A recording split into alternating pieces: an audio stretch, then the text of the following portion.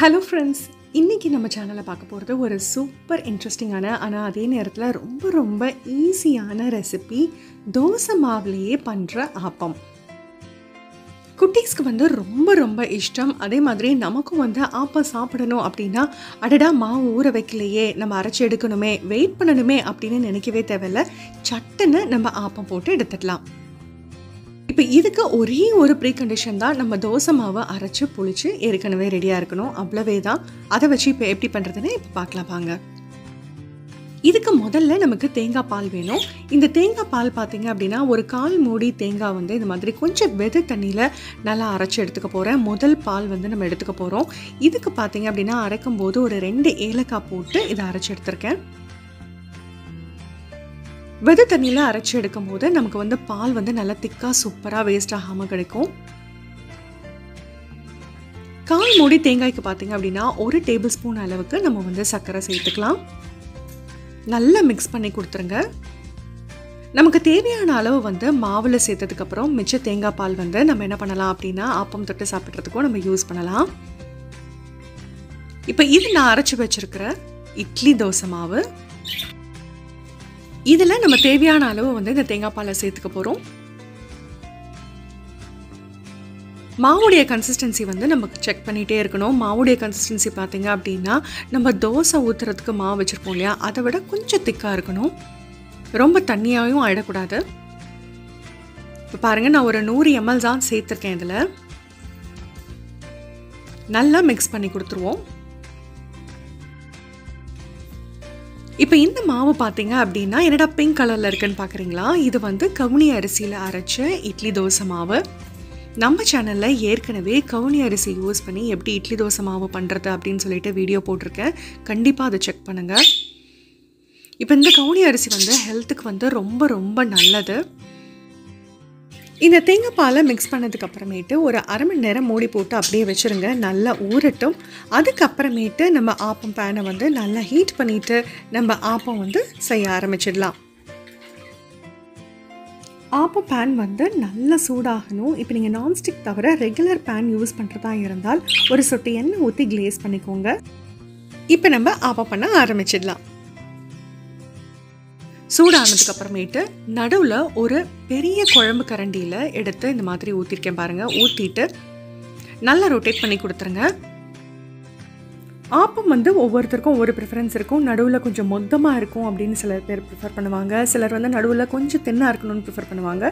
இப்போ நடுவில் தின்னாக கொஞ்சம் இருக்கணுன்றதுக்காக நான் ஒரு 2-3 தடவை வந்து அந்த ஆப்ப பாத்திரத்தை வந்து நல்லா சுற்றி நல்லா ஸ்ப்ரெட் பண்ணி விட்டுருக்கேன் சைடில். ஒரு குழிக்கரண்டியே வந்து கொஞ்சம் போதுமானது நமக்கு. அப்போ தான் வந்து நல்லா வெந்து கொடுக்கும். ஏன்னா நடுவில் ரொம்பவே வந்து நமக்கு மாவு இருந்தாலும் வேகிறதுக்கு கொஞ்சம் டைம் ஆகும் இல்லையா. இது நான் இண்டக்ஷன் ஸ்டவ்வில் தான் பண்ணுறேன். ஆனாலும் வந்து சூப்பராக வந்தது. வேறு எந்த அடிஷ்னல் எக்யூப்மெண்ட்ஸும் நான் யூஸ் பண்ணலை. ஆப்பச்சட்டி வந்து இன்னும் குழியாக நல்லா இன்னும் அகலமான ஆப்பச்சட்டி இருந்தால் நல்ல பெருசான ஆப்பமே நமக்கு சூப்பராக எடுக்கலாம். இப்போ பாருங்கள், நடுவில் செக் பண்ணிக்கோங்க. இந்த மாதிரி சைட்ஸ் டர்ன் பண்ணி கொடுத்துக்கோங்க. மீடியம்க்கு கொஞ்சம் ஹை ஃப்ளேம்லேயே இந்த மாதிரி மூடி போட்டு வேக வைங்க. அவ்வளோதான், நம்மளுடைய ஆப்பம் சூப்பராக ரெடி ஆகிடுச்சு. ஒரு ஸ்பூனோட பேக் சைடை வச்சோ இல்லை அப்படின்னா ஈஸியாக கைகள்லேயே வந்து இதை நம்ம எடுத்து சர்வ் பண்ணிடலாம்.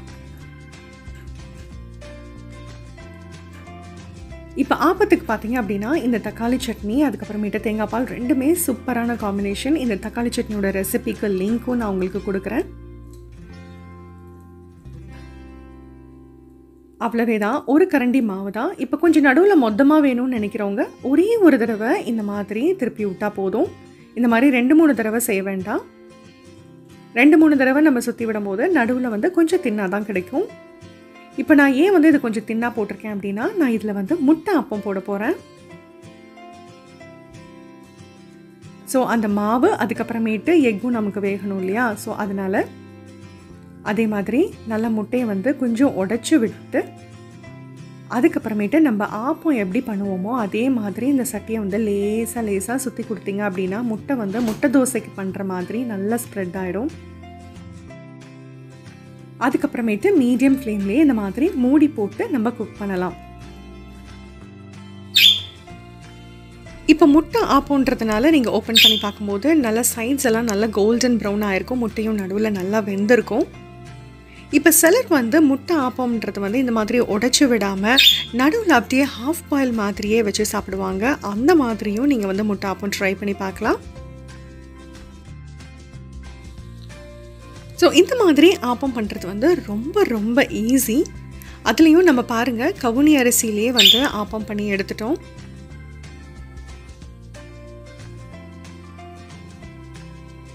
இந்த மாதிரி நீங்கள் ஸ்பூனோட ஒரு பேக் சைடு வச்சு அதை லிஃப்ட் பண்ணிக்கலாம். நீங்கள் ஆப்பம் பேன் வாங்கும் போதே அதுலேயே வந்து ஒரு ஸ்டிக் கொடுத்துருப்பாங்க, அதை வச்சும் நீங்கள் அழகாக வந்து லிஃப்ட் பண்ணி கொடுத்துக்கலாம்.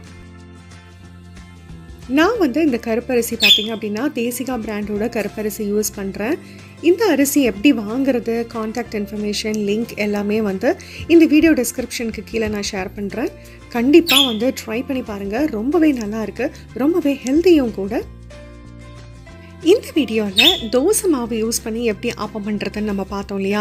அதே மாதிரி அடுத்த வீடியோ பார்த்தீங்க அப்படின்னா எப்படி வந்து புழுங்கல் அரிசி பச்சை அரிசி காம்பினேஷனில் ஆப்ப மாவு அரைச்சி எடுத்து பண்ணுறதுன்னு பார்க்கலாம். நான் ஏற்கனவே சொன்ன மாதிரி நம்ம சேனலில் இந்த மாதிரி கருப்பரிசி யூஸ் பண்ணி எப்படி இட்லி தோசை மாவு ரெடி பண்ணுறது அப்படின்ற வீடியோ இருக்குது. அதே மாதிரி நம்மளோட ரெகுலர் அரிசி பயன்படுத்தி எப்படி வந்து ரொம்ப பஞ்சு போல் பூ போல் இட்லிஸ் பண்ணுறது, அதுக்கப்புறமேட்டு மொறுன்னு கிறிஸ்பியான தோசை பண்ணுறது அப்படின்ற வீடியோவும் இருக்குது. கண்டிப்பாக ட்ரை பண்ணுங்கள். இந்த தேசிகா பிராண்ட் ப்ராடக்ட்ஸை வந்து நீங்கள் வாங்கணும் அப்படின்னா என்ன பண்ணணும், எந்த வெப்சைட் பார்க்குறது அப்படின்னு சொல்லிட்டு லிங்க் உங்களுக்கு நான் கீழே கொடுக்குறேன். கண்டிப்பாக செக் பண்ணுங்கள். இந்த வீடியோ உங்களுக்கு பிடிச்சிருந்ததுன்னா லைக் பண்ணுங்கள், கமெண்ட் பண்ணுங்கள், சப்ஸ்கிரைப் பண்ணுங்கள், உங்கள் ஃபேமிலிக்கும் ஃப்ரெண்ட்ஸுக்கும் ஷேர் பண்ணுங்கள். தேங்க்யூ.